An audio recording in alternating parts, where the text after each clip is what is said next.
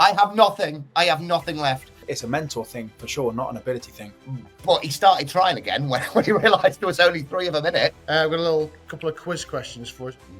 We're not answering them until the end of the show. They have their own set of rules in Ireland, don't they? And I love a little bit of role play. I think a bit of an overreaction.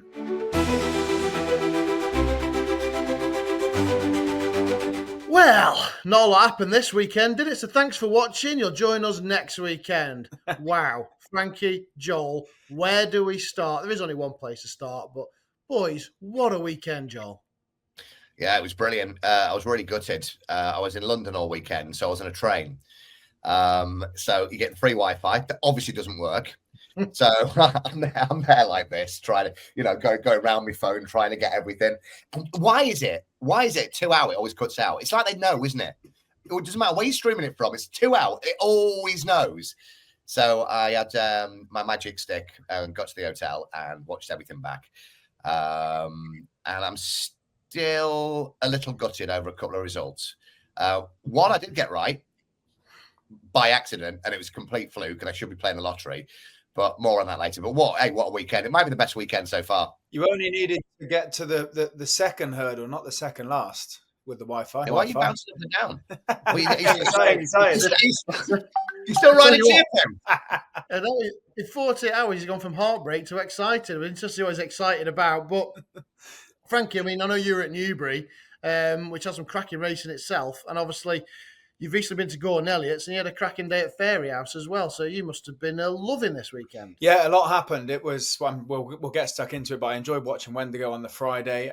Nerves were high for the Fighting Fifth at Newbury because Nicky Henderson was there on the Saturday. And then we had some monster performances from the Gordon Elliott yard on the Sunday with Romeo Coolio probably topping the bill in terms of what was most impressive. So yes, it was a proper weekend, wasn't it?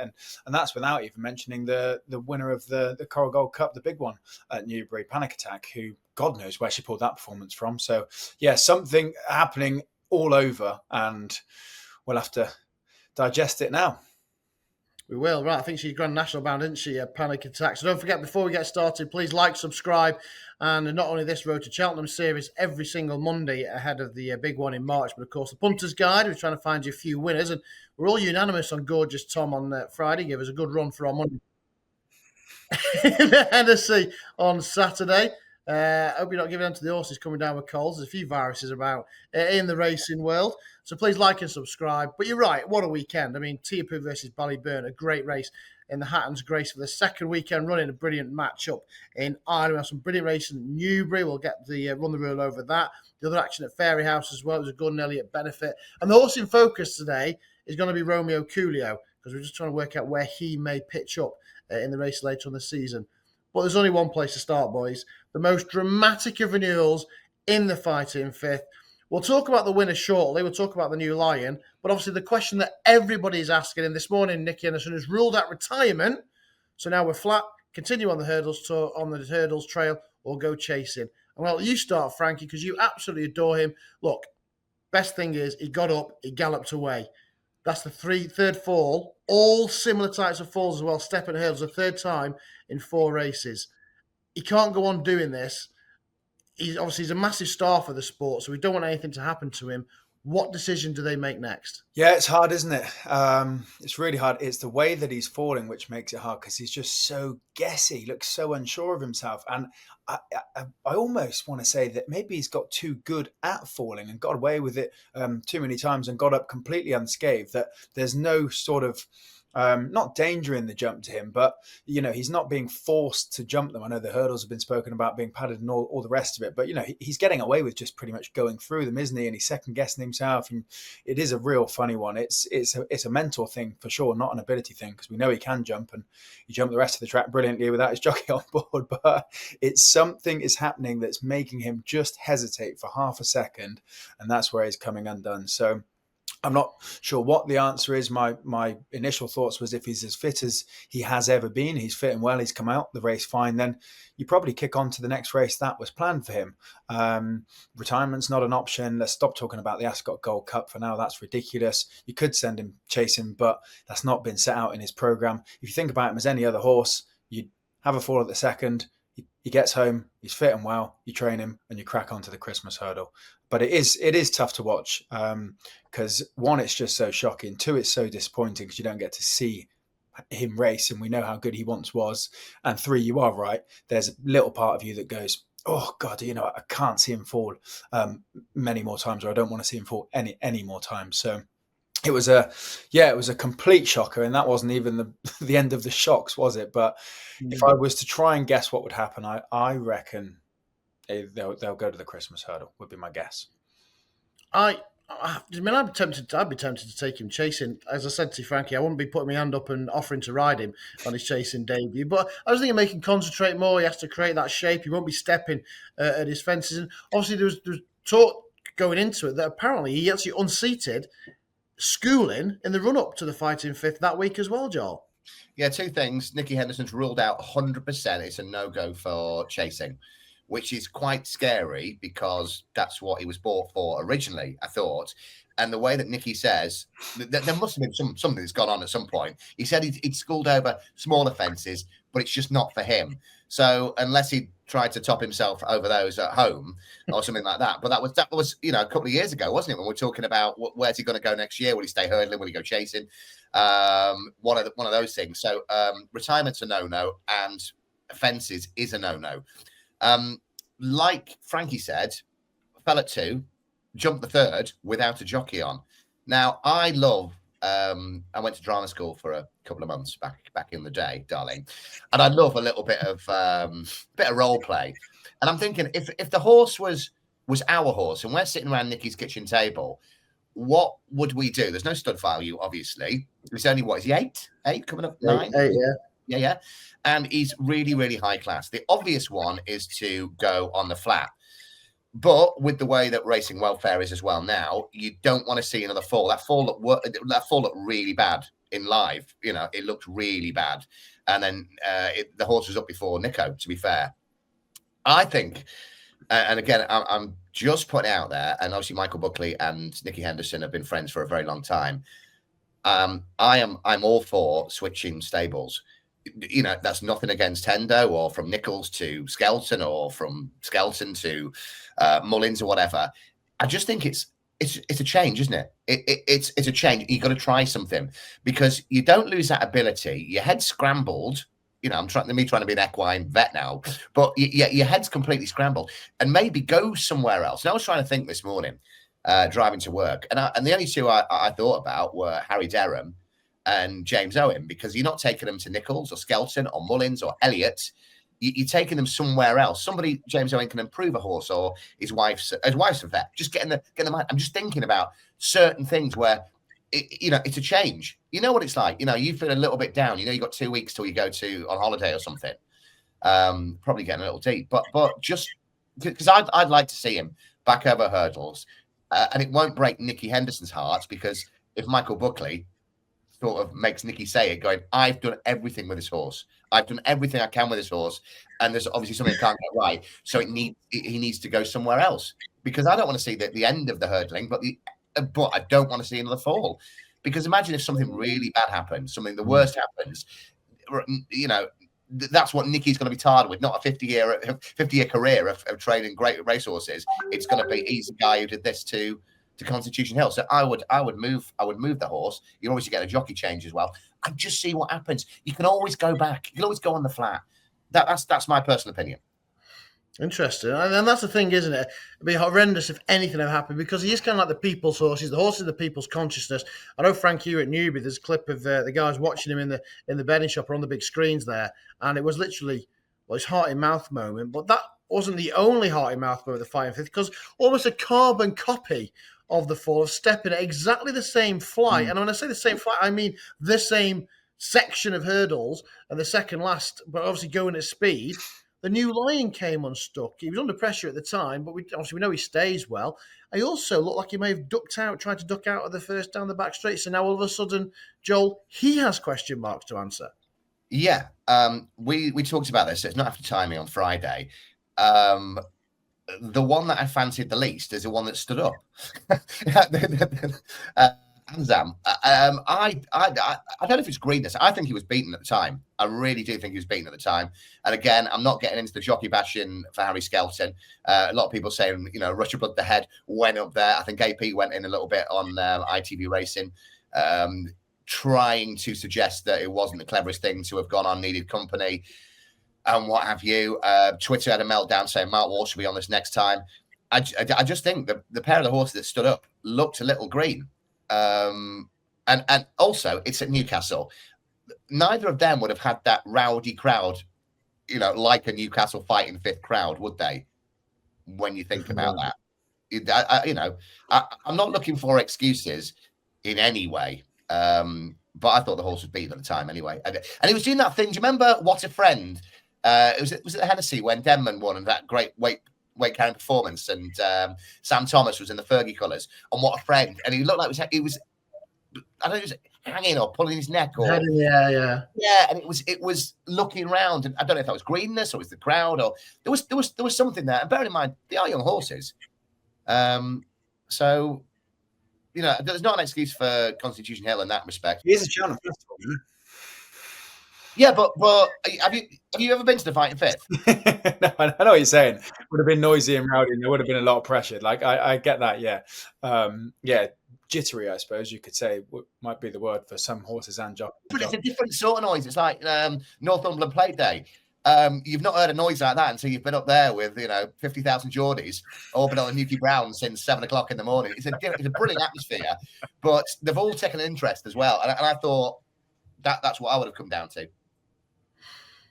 The one thing that we haven't mentioned, so just Frank, just a quick word on the new Lion. Potentially, if you couple his performance with Dan Skelton's and all the comments coming out the yard before, I don't know if they just were cautious to talk him up because they knew what they were up against, or if they were trying to deliberately limit expectations because they knew he was good, but they didn't necessarily know he was champion hurdle level. If you couple the two together, then maybe we should take half a step back from what he thought he might be. I think the combination of the colours he wears, the way obviously he is a Cheltenham Festival winner, and then the uncertainty around the champion hurdle market maybe propelled our minds into thinking he was a tiny bit better than he was. So I'd maybe take half a step back with him, but we'll find out. And then the one thing, another big question is, we're just not giving Golden Ace the credit she deserves. I mean, obviously, I know she's a champion hurdler, despite Constitution and State Man coming down. All right, State Man, you'd imagine would have beaten her on that occasion. And now she's taking advantage of two other fallers, and again, gone on and won at a big price. She's finished second in the Punchestown champion herd when they all stood up. There's clearly something to miss at Wetherby. I mean, how good is she? Are we doing a complete disservice, Frankie? I think Jeremy Scott said there's a touch more to go in as well. I don't think if she was 1,001% for Saturday. And hey, look, you've got to stand up to win races first of all. She's a brilliant jumper. Jumping is the name of the game. She does, yeah. She's a brilliant jumper. Joan, I heard Fitzgerald saying this at the weekend. The thing is, they're champ. Well, you can't win if you're on the ground, can you? So I mean, if you've got a division of champion hurdlers that don't jump, then they got no chance. I'm not saying she's the best. I'm not saying she should be champion hurdle favourite by any means. And she is somewhat being able to take advantage of better horses in terms of travelling and engine falling, but you have got to jump to get around. And she did actually stick it to Amsterdam and fend him off. I don't think he is would be the easiest ride in the world, to be fair, though. I don't think he wanted to go past. He looks like a bit of a nuisance, so I wouldn't necessarily be backing him anytime soon. But yeah, fair play to them. And fair play to Lorcan as well. Gives it a cool ride, and over the last he was brilliant and strong in the finish as well. So yeah, they're having the time of their life, Connections, aren't they? Yeah, and also on that one as well. I know you've grabbed it many times. Nemean Lion. Do you know what I want? Well, I was just about to say, I was about to introduce you as the man on my left had the forecast and nearly had the big one. Well, before that, though, you should give him a shout. I don't think your Celtic Dino is the worst shout in the world. Now we're talking about the champion hurdle. But you replied to me, and I'm like, give me 500 to 1 as a laugh, and you're like, I'll give you 5,000 to 1 or whatever. Me and Lion, I mean, that was, I mean, it was a weird old market, wasn't it? The price boost once again. Oh, you could have your whole £10.34 and at 5 to 2 for Constitution Hill. You know what's happening there, don't we? But I mean, it's one of those, when you pull up a forecast like that, you would just say, go and play the lottery. It was 5 horses. I didn't really like any of the 3 at the top of the market, and the other 2 I didn't think were good enough. Many people have said that the winner was the luckiest horse in training, and the Me and Lion has got problems and is pulled out every week. So you put £1, mix up all your forecasts on there, cost you 20 quid. It paid 70 odd quid, 77 quid for that forecast. But in the Me and Lion, we nearly had a 28 to 1 winner followed by a 40 to 1 second. That would have been nice, wouldn't it, at the weekend? And I thought that was a great performance. I think Conroe Farrell as well would have, going into there, a bit like football, when people say, if you ask the manager now to take a draw, if you'd have said to Kerry or the owner, you'll get 3rd in this, they would have whipped your hand off, snapped it off, broken it. So when Conroe Farrell was there and he's not cutting the horse in half, but he started trying again when he realised there was only 3 of them in it. And this good thing of Mullins ain't looking the easiest of rides. Just quickly, we'll move on from this, but just very lastly, last year's Fighting Fifth winner, Sir Gino, now shown in the champion hurdle mix, Frankie. Unsure. I don't think so. Yeah. I think there's still a little bit of belief in Constitution Hill. Yeah. Well, a current Lossymouth looks the winner of the champion hurdle for me, which is a whole nother conversation for Rich Ritchie to have. But I don't think she's got a harder racing or an easier race in the mares with Wadhu going in there. So I'd say it could look like those two going top of the market for either or. Joel? The first thing I thought this morning before I heard the Henderson interview saying that it's a real possibility now that Tagino could go for the champion hurdle, and he was talking more flat, wasn't he, with Constitution Hill? Just the way that you try and analyse stuff. And I thought Tagino was great. Bang does the machine. I think it was like 5 to 1. So I thought, well, no, I'm not taking 5 to 1 at this stage for something in March that possibly might not ever happen. Constitution Hill probably out to around 16 to 1. But the one that raised in Twitter was all over still is William Money. Yeah. Also Donnelly colours, right? Yeah, one of the colour colours. Yeah. Right, let's move on from that because obviously we've done it to death. One match that did live up to the billing this weekend was the Hatton's Grace, where Tiapu denied Bali Burn by a nose, and I'll let the heartbroken Joel take centre stage on this. Well, Friday we went head-to-head, myself and Frankie. I went with Bali Burn, you went with Tiapu, and we were told that Tiapu would have at least one more race before the festival, wouldn't be put away, so this maybe wasn't the target. You sat on the train with Ruby Walsh, who said they're both fit, but Gordon's in better form. So even looking at that print again this morning, I think Bali Burn's won it. I genuinely do. I sent it through this morning on WhatsApp going, hang on, if you just squint a little bit. I don't think it was a bad ride from Paul Townend, whatever. I just thought it was 2 great horses. It would have been interesting to see if the other horses had stayed on their feet as well. I thought Bali Burn was beaten for a second, and then the stamina kicks in. But then I was straight going, oh yes, stayers all day long. A horrendous campaign over fences. But I just thought Bali Burn looked good. They both looked fit, and it was a really good horse race once again. We've been treated to so many good horse races, whether it be excitement or whether it be close finishes. But the only problem was it didn't come out on my side this time. But I just took the price play, 7 to 4 versus even money.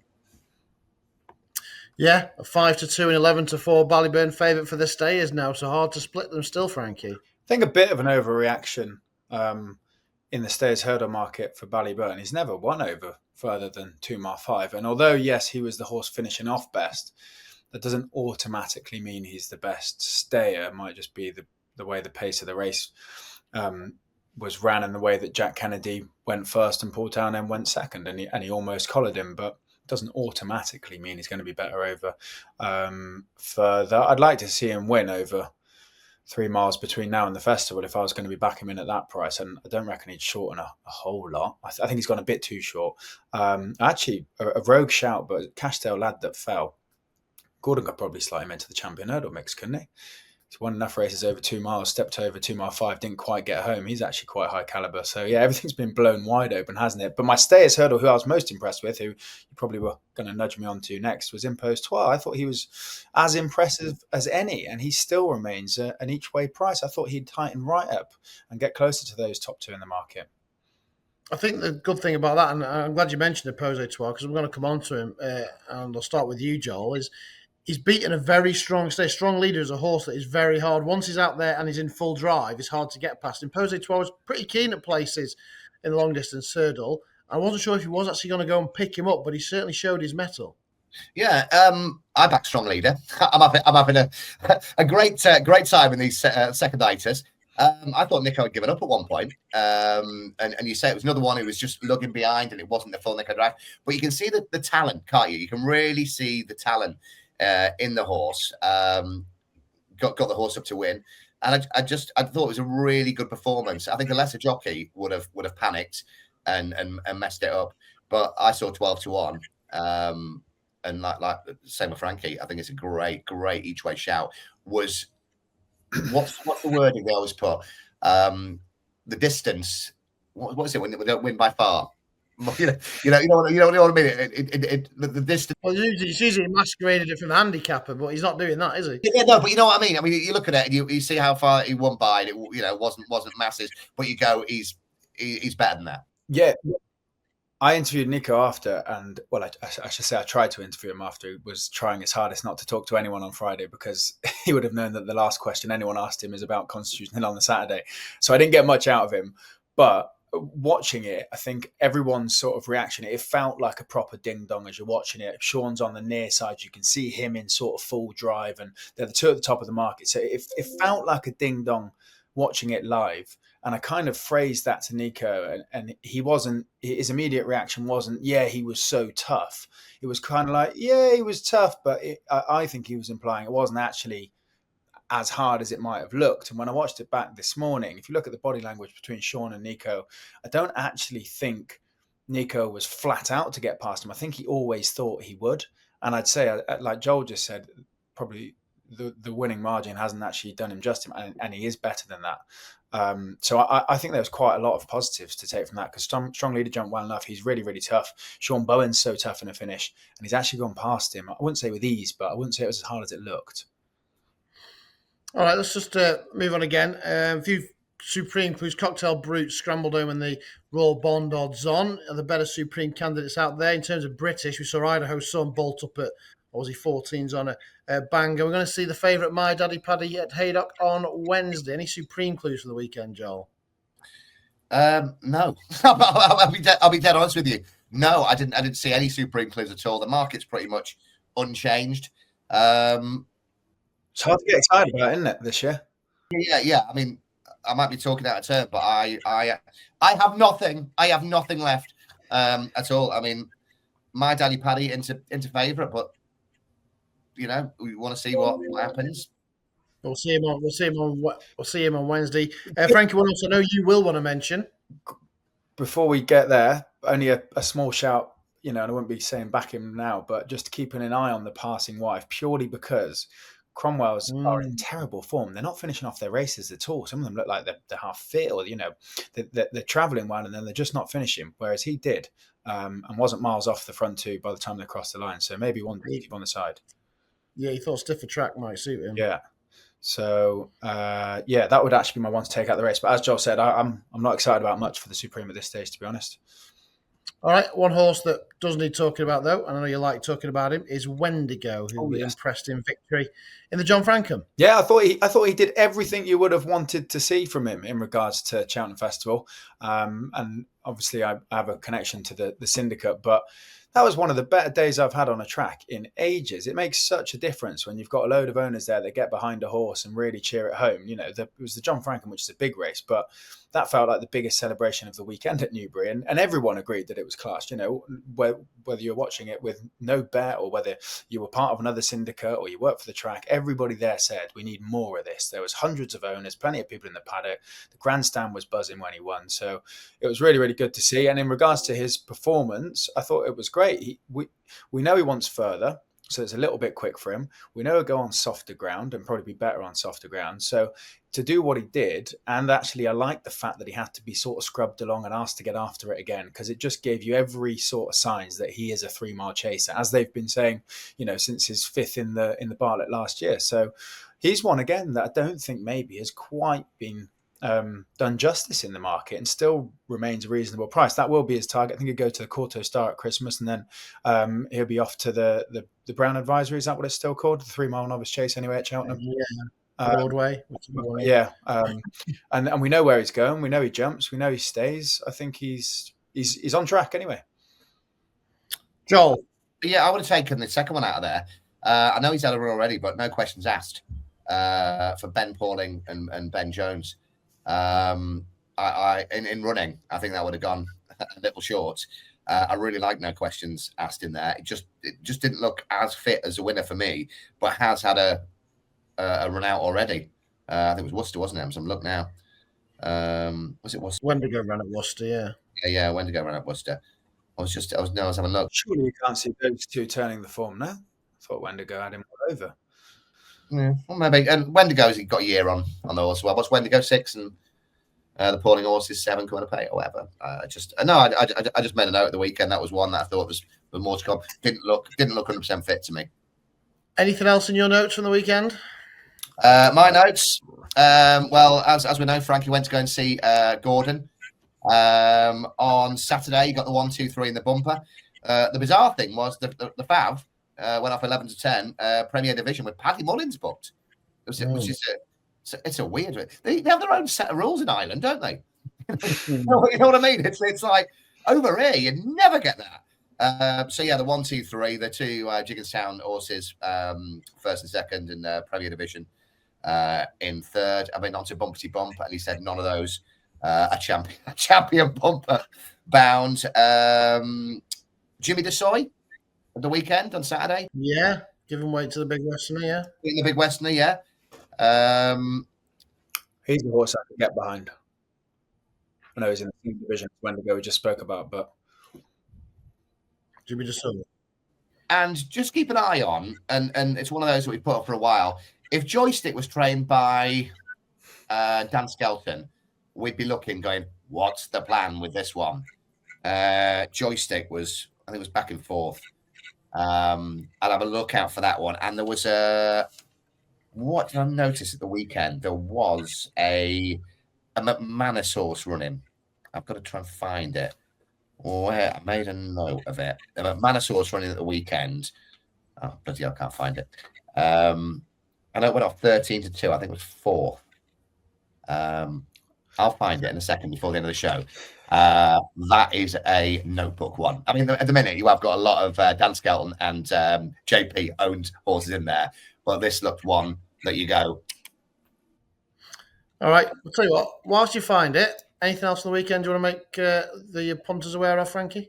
Joel's just stole it, really. I think Jimmy DeSoy was the only one. I think that division, that 3-mile novice chasing division, I think everyone got a bit too excited with Final Demand, in my opinion. I reckon he is, at this stage, we haven't got into our anti-post bets yet, but I'd say he's worth taking on at something crazy like 6 to 4 at the top of that market, because Jimmy DeSoy looks a very nice horse. Wendigo, I thought, has done everything right, and they're both sort of each way plays, and I could see them taking him on anyway.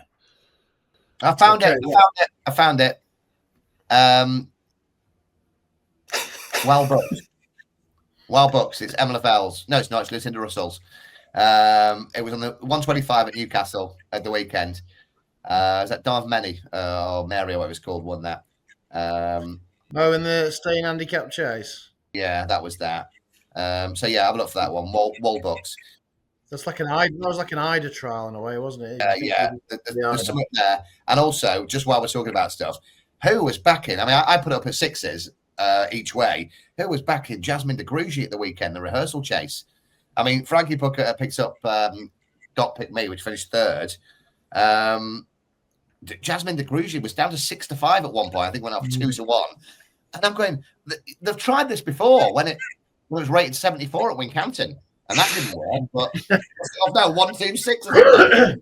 It was ridiculous. It was a good thing that day still got beat. Yeah. So, yeah. Right. Before talking about the horse in focus, I've got a couple of quiz questions for us. I'll give the answers at the end to see if you boys do know them now. So I've been asked to answer these. A little quiz for you. First of all, what is the biggest winning distance in a Cheltenham Gold Cup? Oh. From the 1924 first edition. Is it? I mean, is it? Are we talking one of those? Are we talking like 1912 and it's 4 furlongs or something?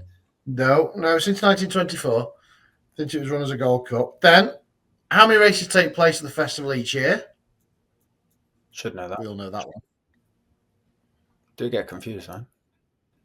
There's a blind look on the faces. Well, there's 4 days of 7 races. Yeah, that's what I mean. Yeah, but and then sorry, I thought you weren't giving us the answers now. Well, the thing is, I know one of the members in this group is going to shout out the answer to this. Because we're not answering them until the end of the show. It's the worst game show. This is the worst game show. It's a tipping point. I think Stephen Mulhern's job is safe on Deal or No Deal as well here. Right. See if you can restrain yourself from shouting out the answer to this, Joel. Which is the only horse to have won multiple Coral Cups?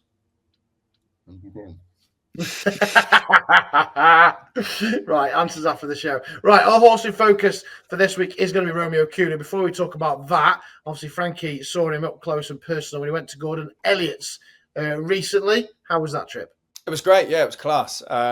Gordon, it was a busy morning. Gordon had, I think, 30 odd new horses going up. I can't remember where they were heading, but for their sort of first schooling session. So he was flat out, but I managed to get a word in with him about some of his Fairy House runners, which we spoke about anyway on Punters Guide shows, and mainly just get a look at the yard. It's so impressive. It's absolutely massive. Everywhere you look, there's something going on. There's a round gallop here, a sand gallop there. You can jump on the grass there, jump on the sand there, the horse walker there. It's just some operation. And when you step in there, you realise these trainers' brains must be ticking 24/7 because there's just things happening every single day at every moment. So impressive to see. If there was any comment that stuck with me from Romeo Cooley, because I was quizzing him, as you know, I love the horse and was curious about what he might do over fences. At the time, he didn't seem that keen to go past 2.5 miles. It seemed like he would be more inclined to come back. That's obviously before this weekend, so he hadn't gone and dominated over 2.5 again. But a couple of the sort of vibe I got with him to the comments he gave even last year pre-Supreme, when he was reiterating that the horse had plenty of speed. He said something about the owners telling him they really wanted a champion chase horse. So all of those sorts of comments mixed with how he travels and how he jumps makes me think that the not logical thing would be to go Arc or then Champion Chase. And then if you want to step a horse up when they're older, it makes more sense to go up rather than come down, doesn't it? So he was so good at the weekend. And Champion Chase, if they do that, seems a bit more obvious. But he was beaten 7 lengths by Copac de Boards, who can also jump a fence. So it will be a bit of a head scratcher for them. But you'd have to be impressed, wasn't he? He was so good. He certainly was very impressive. And Joel, I mean, there's talking. Gordon left everything open, maybe not even going to Cheltenham, maybe doing the Fairy House 2.5 miler over Easter being his big target, and that could be the big one for the spring. But like I say, not really looking to go over 3 miles, but the world's kind of his oyster. And if they want a champion chaser, they may just have found one. Yeah, and I think exactly what Frankie said. Let the owners looking for a champion chaser. I think you might just have one there. Very, very, very good. Very good. Very good. Can I just ask, when you're doing your interviews, Frankie, it's just come to me in my head. When you take the big orange microphone, you go up to people, and it's normally lovely girls, and you go up, and you're like this. Do you really want to know where they've got their dress from? No. But the people do. Yeah, but I don't know why. But you go up, and you go, he's got to ask about the Coral Gold Cup or something. It goes up like this. Hello, my darling. Where'd you get your dress from? Well, we sometimes weave in a bit of racing chat. It's the question he asks after the camera stops. Then they give me the Car Gold Cup winner.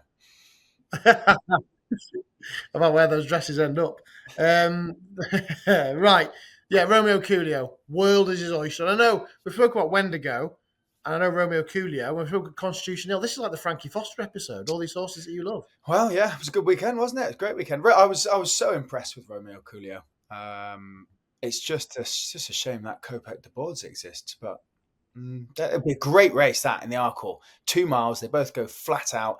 The thing that I thought was best about Romeo Coolio, he seems to get back down on the ground quickly. He gets up and then he's straight back down and galloping away from his fences. Some horses, they make a beautiful shape over a fence and they're great to watch for the cameras, whereas he's sort of no nonsense, get over them and crack on and keep galloping. So, which, plays into your hands. That's what you've got to do over 2 miles over fences, and especially like an undulating track round Cheltenham. If you can just almost step over them and crack on when you're going up and down the hills, I think Cheltenham will really suit him. So, would you back him? Would you back him to beat Kopek de Boards? Will they meet beforehand? Who knows? Gordon almost has a smirk on his face. I found it. I feel like he's made a conscious decision this year, whenever asked about any plans, just to play a complete straight bat, because there's been a few cases post-race interviews with more of his top horses, and he's just basically said, yeah, we could do anything. We'll enjoy today first. We could go anywhere. We won't make any mind that we're going anywhere, which he doesn't have to do, and that leaves us all in speculation, doesn't it?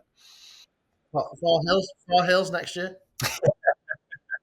Really, 5-timer. I think a lot's changed this year. Mullins is much more outspoken this year. I mean, we'll see what happens when we're playing Willie Mullins Bingo 3 weeks out and what have you. We're playing it already now. But Patrick seems to be doing a lot more press, and Willie's being a lot more honest, especially about Amazon on the weekend. He wouldn't be putting last penny on and all this sort of stuff, good horse and all that. And he's doing that a little bit more. Gordon used to be, I'd say I've not got him fully fit yet, and that's before the race, so at least Dan Skelton's been very open, like Great Dawning. I couldn't got the horse any more fit. I'm not after signing. I'm telling you now, I couldn't got the horse more fit, and then goes and wins, and I like that. I like that. Just makes it a little bit more exciting. Otherwise, it gets really boring, doesn't it, every year? Mm-hmm. Certainly does. Right, boys, weekend, Tingle Creek Beachy Chase. Looking forward to that. Join us Friday. We'll try and find you a few winners of those big contests this weekend. Is there anything from this weekend that I said, boys, right, if I gave you a free fiver, which is the one you most likely look forward to sticking it on for the festival in March? Definitely the Soy was definitely one that... Definitely the Soy. Or Jimmy DeSoy. Jimmy DeSoy. It's not definitely DeSoy. Yeah, in the cross country. Jimmy DeSoy at the weekend. I mean, that was it. Everything else is too obvious. Okay, Frankie. Lossiemouth to win the champion and Wadhu to win the mayor's double after it's all been blown wide open. Romeo Coolio. I'd almost back him purely out of, I've followed him and I'll be willing him to beat Kopek de Boards. And he does have a chance of doing that if they meet.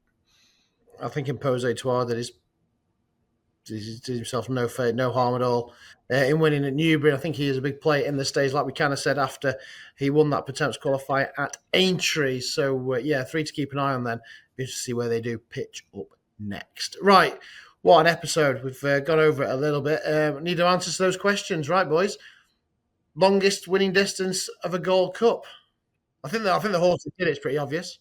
Well, it was Arkle, wasn't it? It was Arkle. Yeah, but I can't remember. Is 8 lengths? 35 lengths? Close. Frankie, what you say? 80. 35 lengths. Was it that far? No, not quite. 15. 30 lengths. 1966. And he was the shortest price winner of that at 1 to 10 as well. How many races at the Cheltenham Festival? 28. Unless they ditch the cross country. True. I was about to say, some people don't watch the cross country, so they might think it's 27. And the only horse to win multiple Gold Cups, Joel?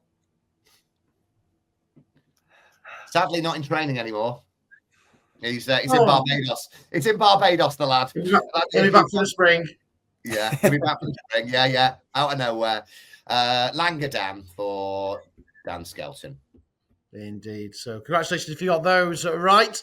So don't forget, like and subscribe. We do this every single Monday on our road to Cheltenham. Every Friday we do our Punters guide. Right, boys? What an episode. I think we've just about covered everything. I'm sure there's plenty more as well. Interested to see what happens to Constitution Hill next. You've heard our thoughts. Maybe you'd like to notify us in the comments below where you think he should go next or what should happen to Constitution Hill. Make sure you do that. And also, as I say, like and subscribe. And hopefully, we'll see you all on Friday for the Punters Guide.